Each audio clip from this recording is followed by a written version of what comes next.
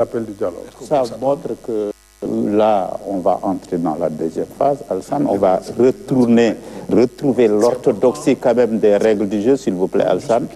Donc, on aborde la deuxième question liée au dialogue, parce que déjà, chacun d'entre vous l'a abordé.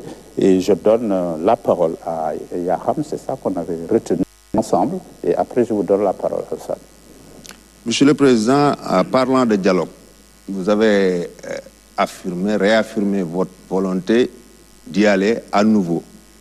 Et parlant de libération, est-ce qu'on peut penser que ceux qui seront libérés, il ne s'agira que de candidats dans les liens de la détention pour autre chose que des faits politiques, ou bien de potentiels candidats ou des candidats ou d'autres figures politiques qui sont dans les liens de la prévention à ce jour?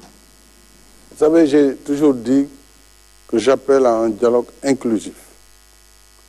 Et je suis convaincu que si nous voulons que notre pays poursuive sa marche vers un développement harmonieux, il lui faut se réconcilier. Quels que soient par ailleurs les délits ou les crimes qui ont poussé les uns ou les autres à répondre devant la justice, à un moment donné, le pays doit pouvoir enjamber, faire preuve de pardon et de réconciliation.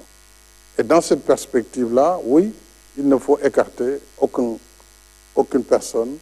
Et dès lors qu'on peut arriver à l'effacement de faits, en ce moment, bien sûr, toutes les personnes impliquées ou arrêtées dans ce cadre pourront bénéficier de ces mesures de clémence et de ces mesures de pardon et de réconciliation nationale. S'il vous plaît, Monsieur le Président de la Oui, République. Monsieur le Président de la République, est-ce que vous n'êtes pas opposé ou vous n'avez pas d'objection à ce que, par exemple, une personnalité politique comme Ousmane Sonko retrouve la liberté? Je n'ai aucune objection. Je vous ai dit, je regarde le pays, je ne regarde pas les personnes. Ma responsabilité aujourd'hui, c'est d'être chef de l'État, d'être le garant de l'unité nationale.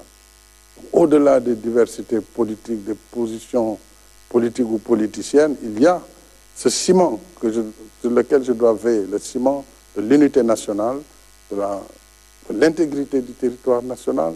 Ça, c'est de ma responsabilité première. Si nous devons passer par une loi, et ce n'est pas la première fois au Sénégal, il y a eu plusieurs fois des lois d'amnistie, à chaque fois que des problèmes graves se sont passés, dans notre pays, il y a eu à un moment donné un moment de pardon et de réconciliation. Oui, si ça doit permettre d'éviter ce que nous vivons aujourd'hui. On nous apprend ça et là, chaque fois qu'il y a des manifestations, des morts, des jeunes qui perdent la vie. Nous devons éviter cela, préserver les vies humaines. Une seule vie préservée aujourd'hui vaut ses sacrifices. Donc il faut que chacun de nous s'élève au-delà des positions partisanes pour ne regarder que le Sénégal et son avenir, sa stabilité, sa sécurité. Oui, pour cela, je suis prêt à aller aussi loin pour que tous bénéficient de ce pardon et que le Sénégal aille vers ces élections de manière apaisée. Et que le meilleur gagne, parce que ce sera le choix souverain du peuple sénégalais. Alassane, Radio.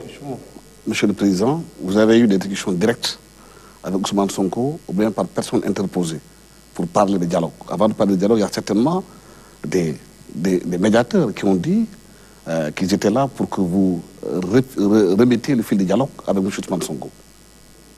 Vous savez,